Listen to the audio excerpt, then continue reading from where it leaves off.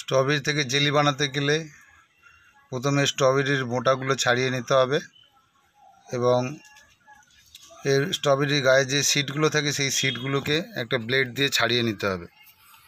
ছাড়িয়ে নেওয়ার পর স্ট্রবেরিটাকে ব্লেন্ড করতে হবে ব্লেন্ডারে দিয়ে। ব্লেন্ড করার পরে সমপরিমাণ চিনি দিয়ে এটা ফোটাতে হবে।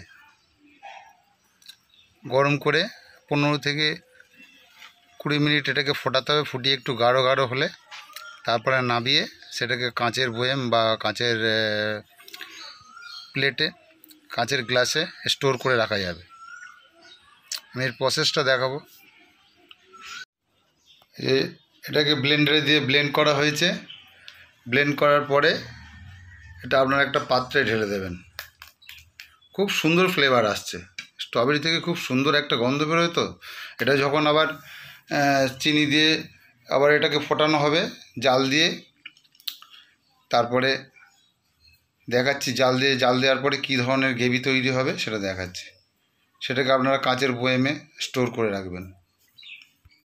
15 থেকে 20 মিনিট ফোটানোর পরে আপনার এটা পুরো জেলিতে কনভার্ট হয়ে যাবে। ঠিক এই ধরনের থিকনেস আসবে।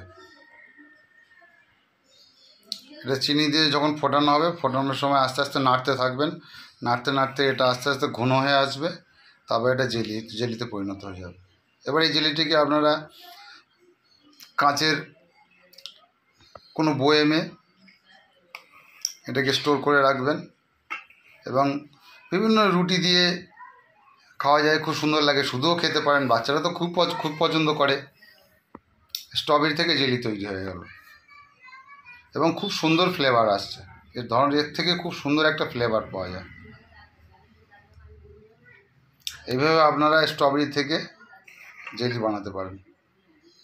এটা কাঁচের বয়ামে রেখে দিলে আস্তে আস্তে জমে আরও একটু গাঢ় হয়ে যাবে। আরও এই থিকনেসটা আরও গাঢ় হয়ে যাবে।